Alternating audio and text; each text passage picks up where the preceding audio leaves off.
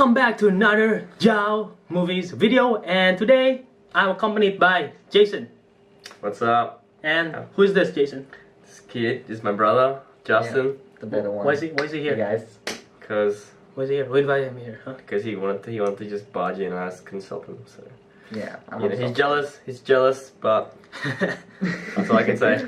So we will be talking about Spider-Man: Homecoming, and in spoiler review, you can see it in the title. And this is basically, we're gonna talk about the things that we like in this movie. We're gonna talk about the characters. We're gonna talk about the story. So there will be spoilers. So watch at your own risk. If you haven't watched the movie and you decide to watch this, I'm not sure why, but go on. I'm not gonna go against it.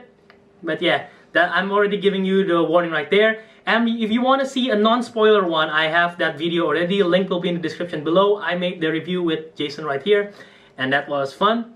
And I'm guessing this video is gonna be even more fun because there's 3 of us, and we're gonna go into details of what the things that we like in this movie. Okay, ready, guys? So ready? Yeah.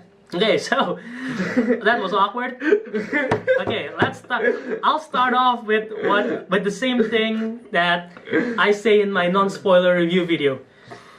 I like this movie because this is a high school movie that has Spider-Man in it. It's not a generic superhero movie, save the world, portals in the sky. This is a high school movie, Yeah. but with Spider-Man in it. It's you more agree? unique and more relatable in that way. Yeah, because if you see the previous Spider-Man movies, either Sam Raimi's or Amazing Spider-Man, they have things in high school because Peter Parker's a teenager. They have high school stuff, but they do not really fleshed out. Why are you laughing for no reason? there is high school stuff, but they fleshed out on Peter Parker's more of his superhero career and how he struggles being a hero. But in this one, not only they show how Peter Parker struggles as a hero, there's also scenes actually in the boat scene. You like that scene was real. That scene is good. You can see it in the trailer. But in that scene, Spider-Man, he did struggle. Yeah. He's not sure what to do. Exactly. Like you think like all heroes, they know what they're doing, and they think they have a plan for everything. They don't. He's like human. He's like us. Yeah. He has struggles. He sees he can't prepare for everything. He just can try his best. Yeah. Actually, the better example is the beginning when he's trying to save the bank. He tried to do what's right, and it caused much more casualties. Yeah. That is a great example right off the start that say that Spider-Man is not God, and he still needs to learn. Even though he thinks what he's doing is right, it's dangerous, and he still needs to learn. And I really like that about this movie because of that, there is so much progression that Peter Parker can learn, not just as Spider-Man and how to do what's right, but as Peter Parker himself as a human being. It's more relatable to everyday society, which makes you like him more in the movie. Yeah, because it's like basically we can picture ourselves as him. Yeah. If we got Spider-Man powers, wouldn't you try to save the world? Exactly. Like you're gonna be quiet about it, as Iron Man says. Like just stay low, stay under the ground. Like you can't. Like you have this amazing ability. Like why not share with everyone? And if you don't do it, you're gonna feel bad about yourself because if you see the news, oh no, people are dying, and you know you could have done that. That will haunt you, and they really depict that in that movie really well because Peter Parker want to do what's right, but then he's conflicted with high school, with hiding his secrets from Aunt May, from all his friends, until eventually it got accidentally leaked, revealed to Nat Leeds, which is his best friend, Nat Leeds. And if you know in the comics, Nat Leeds is actually, I don't think you guys know this, don't you? No idea. I have no clue. Nat Leeds in the comic is actually Shocker. What? Which is the villain. Yeah, but then they change it, so Nat Leeds is now his best friend, and Shocker is a completely different character. I don't know how they did that. Yeah, Nat Leeds is Shocker. For you comic fans out there, you know that. But yeah, I really like Nat Leeds as a character, don't you think? I really do. I think he's the character we've all been thinking of, waiting for. There's not everyone's perfect. There's this guy that we can all relate to. He's funny. He's just. Would you say he's like the sidekick? But not really.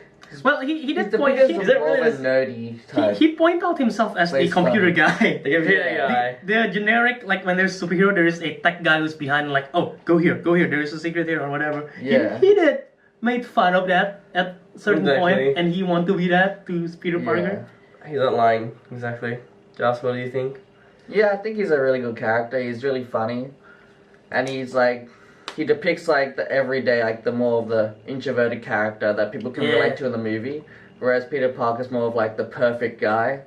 So like people can relate and show that everyone can be friends with like really perfect dudes. Like, yeah, I just want to say that this movie, I probably have said this a lot. I don't know if I've said it or not, but the characters in this movie, they feel so relatable. All of them. They feel like they feel really realistic. It's not someone like, it's not Superman who's like, oh, I cannot be Superman, but you look up to Superman. But they're like, they're regular people. There's like different people for different stuff. Like Nat Leeds is just the best friend, who nerdy best friend. And if my best friend is Spider-Man, I would freak out like Nat Leeds when you find out.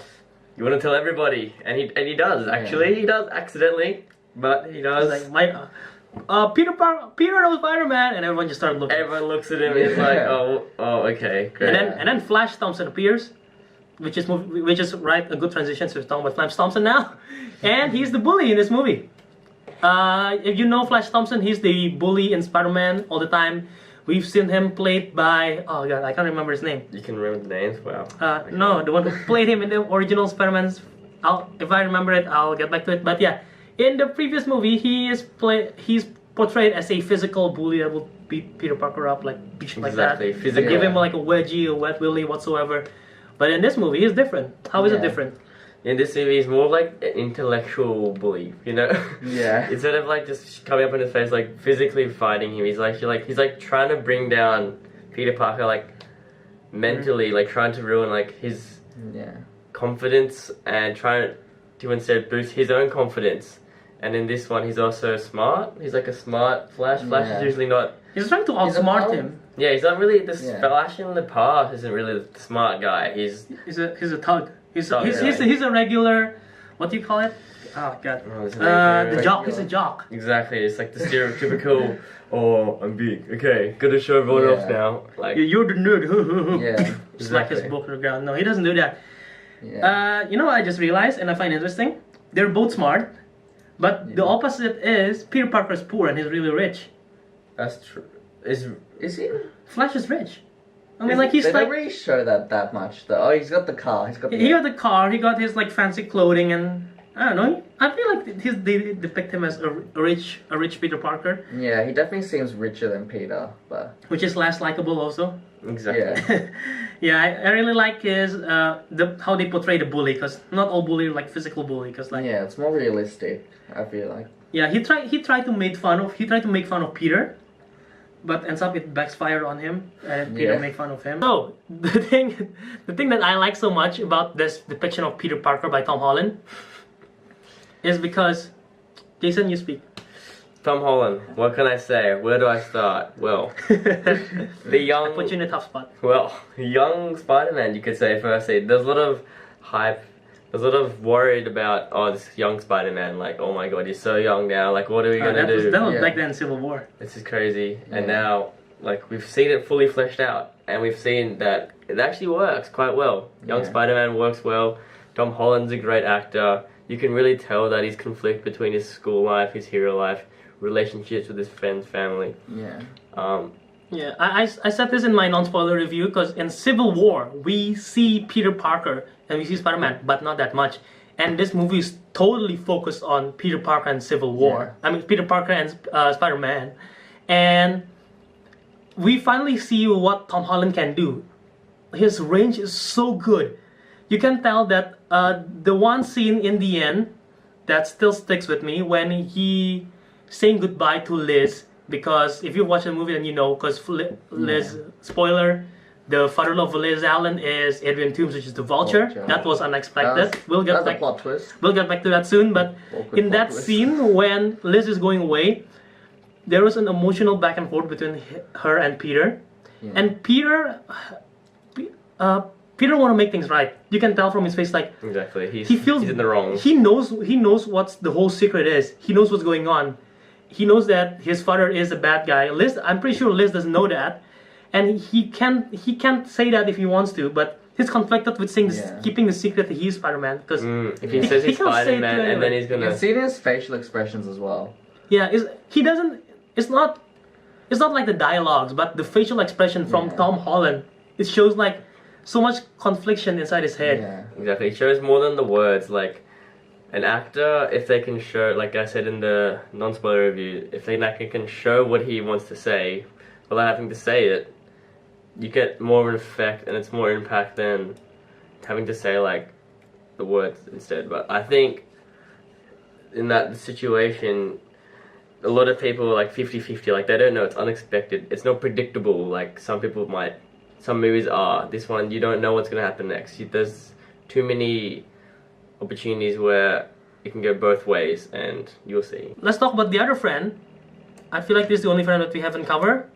Michelle, played by Zendaya. And her character is quite weird, I would say. Michelle, she's really quiet, She likes to draw, that apparently. character, She really likes to I draw. was really weirded out by that character. I was like, I was confused. why is she here? Like, Yeah. what's this person doing? And then there's a little, I don't know, would you say it's like an Easter egg? I don't. Well, It's an Easter egg. it's like a tease, more like a tease. It's like a half Easter egg. Yeah. It's like a half-eaten Easter egg.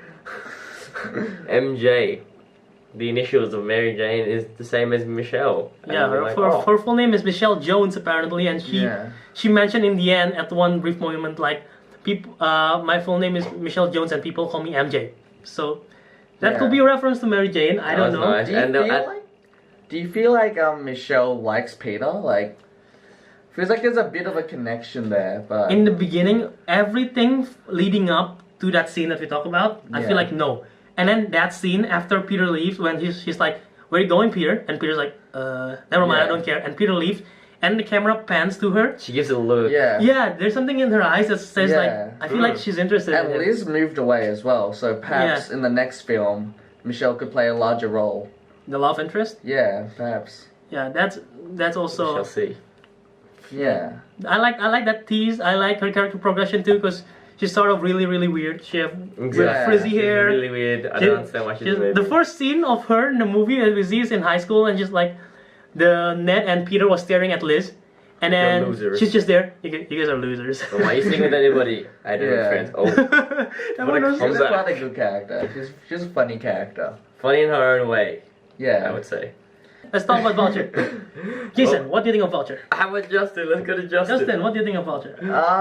I think he's an interesting character because he has positive intentions originally. You feel Mhm. because he wants to help out his family, but in fact, like he does it with menace. What's the word?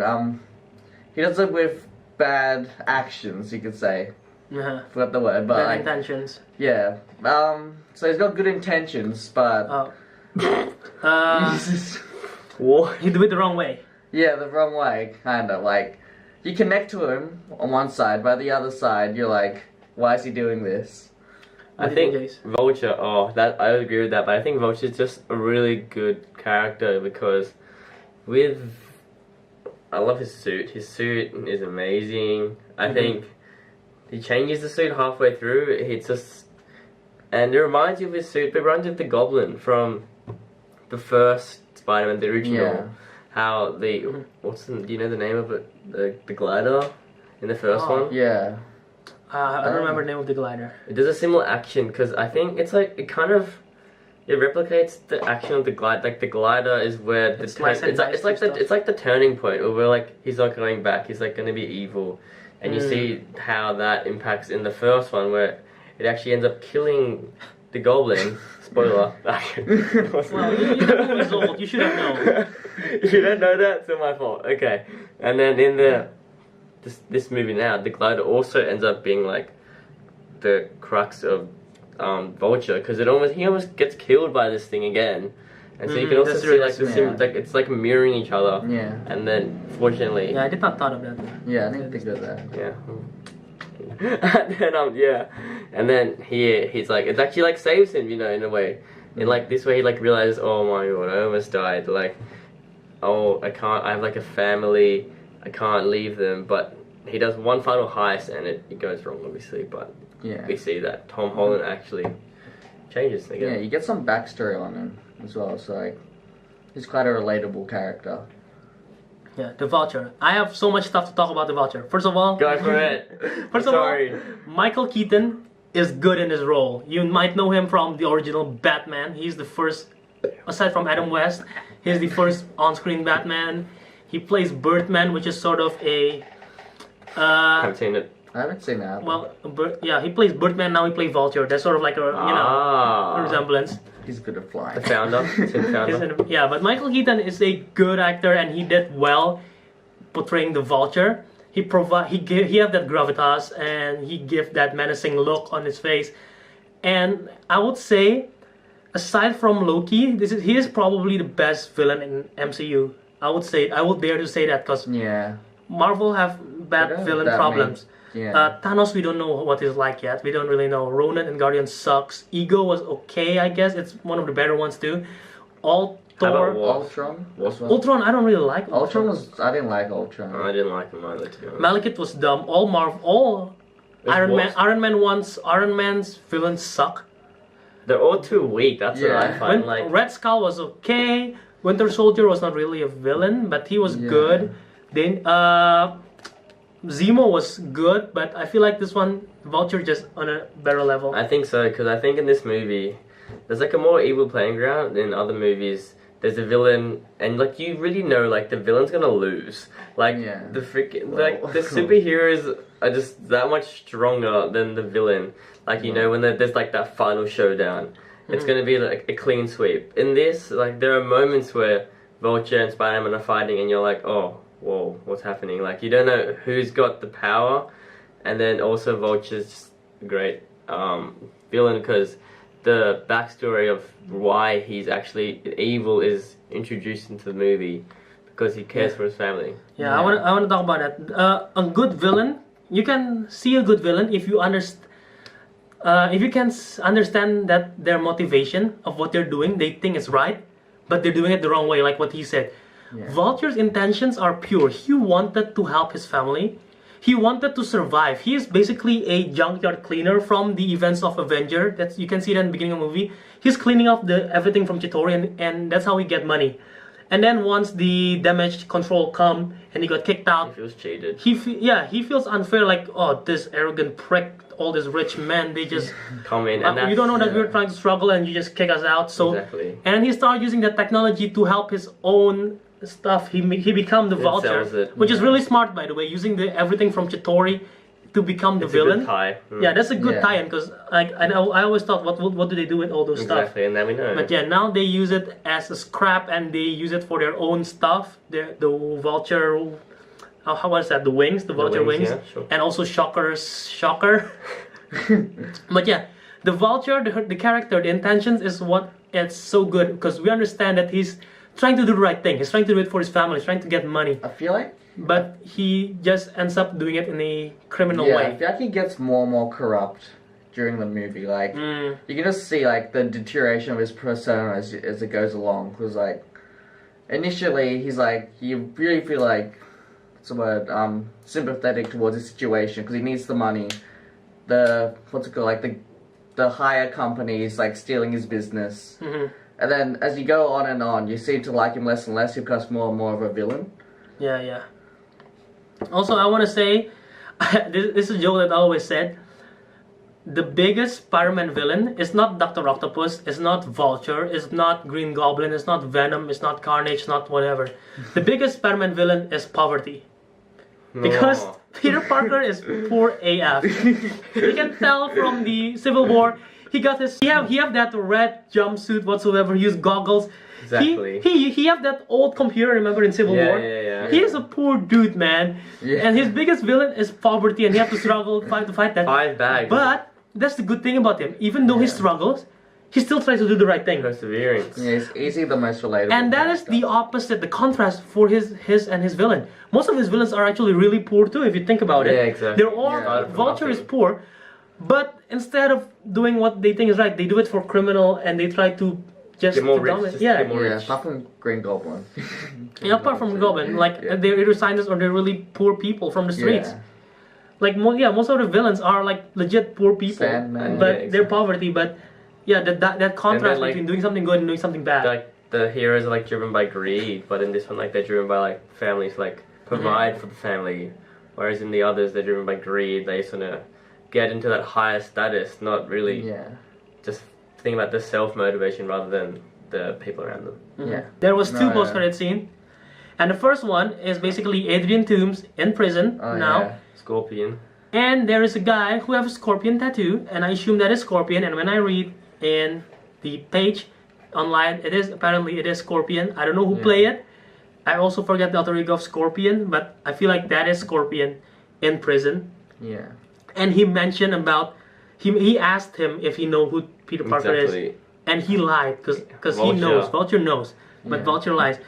And the better thing is that he mentioned like, I got a bunch of people waiting outside, and they all have Yeah. grudge and ready to slice him up. The thing that come out of my head is Sinister Six. Oh, What's okay. The that? Sinister Six is a group of Spider-Man villains that combine together. They try to kill Spider-Man. They all hate Spider-Man. Oh, Like, they there- could introduce There's that to different the- incarnations of Sinister Six the whole time. Every time there's different incarnations of who's who in the team. But yeah, that Sinister Six basically a group of Spider-Man villains Oh, that'd be nice. that always try to, because they cannot defeat Spider-Man one by one. Yeah, So exactly. they decide to team up, but they always fail. Huh. Okay, that'd be very nice. That'd be cool. I don't know if they're gonna do that for Spider-Man Homecoming 2 or whatever title is, but introducing 6 characters, 6 villains directly, I don't know about I don't know, that. it might overcomplicate it. I don't know. Yeah, I don't want them to do like a Suicide Squad again. Yeah. Like Suicide Squad, there's just too many characters. I was like, what's happening? Like, you don't really Yeah. feel invested in the characters. But yeah, that'd be Yeah. cool. If they can pull it off, like they pulled it off this one, Yeah. who knows? Could be nice little second movie. Yeah. Yeah, that's nice. But I want to see Mysterio though for the second movie. Mysterio. Yeah. Or Kraven. Kraven's awesome. No idea who that is. Kraven is a Russian hunter that want to kill Superman. Mm-hmm. Superman, Spider-Man. Superman. He cannot kill Superman. Anyway, the other post-credit scene that we've all been waiting for, the last scene, Oh. that is, what do you think of that scene? That is probably the most, Underwhelming. that is the definition of clickbait, my friend. That Josh, what do you post-credit think scene about it? is, if you don't know, It was like if a you, tease. if you don't know what the post-credit scene is, it's basically Captain America in a widescreen using his Avengers suit, Oh. his suit from Avengers, and he's talking Oh. like, "Hey," he's basically saying like, you're waiting this whole Like time, sexual you're education. patient, Yeah. you're patient, and you're waiting this whole time Yeah, sexual to see innuendo. this, but turns out this is, and you're disappointed. Yeah. Maybe It's like he's breaking the fourth wall. It's like Yeah. it kind of reminded me of the post-credit scene from Guardians of the Galaxy, like I how haven't they used seen Howard that. the Duck. The second one? Ah, Howard the haven't Duck seen kind of had like that kind of impact, and like, oh, okay. Except it was like this one was obviously funnier, but like it didn't really like need it to be there. Like it could have been something more useful, but yeah, I don't know. no, It was funny. Negative maybe could be negative. this reminds. Well, it's not really part It's of the just, movie. it's just a- Negative. This reminds. Have you watched Deadpool? Yeah, I have. Do you Yeah. see the post-credit scene? Yeah, like Where he used in the the Ferris bathroom. Bueller's shirt. Sort of reminds me of him because he's talking to the audience. It's like, oh, are you waiting for another scene? Oh, and yeah. then yeah, He like knows like they're waiting, and then yeah, it's sort of like that. But yeah, they could have done something more in the post-credit Yeah. scene instead of that because there is so much stuff. Especially now that you got Yeah. Spider-Man Marvel, you could do so much stuff. You could like The- introduce maybe like another villain. Uncle You could Ben maybe. Yeah. You know. you could Oh. tease Tobey Maguire's Uncle Ben or something. I don't know. You could Maybe tease it's on the Thanos. edge. You could tease Thanos. You could tease the Iron Spider suit. You could tease So many other whatever, things. Yeah. what other stuff. And then they didn't. Oh, they could Just see. leaving us on the edge. Yeah, I mean like They they, don't know yeah. where to lift off. So that's it for the spoiler review. If you stick till the end, you deserve a You hug cut. from Jason. Yeah. Because this is, I'm pretty sure, Longest. this is like 60-minute video probably. I'm not Yeah. sure. This is really, really long. We lost track of time. We just spent 1 hour talking about Spider-Man, and probably no Yeah. one will watch this video at all. But yeah, Except if me. you watch till the end, then congrats to you. Which part of, since spoiler video, you can comment in the comment section below which part is your favorite scene, which character that you like best, or which part do you hate the most. Because we talked Give about us some positives. negatives. Yeah. Yeah. I want to know. We couldn't think of any negatives actually. We didn't mention any. Well, yeah.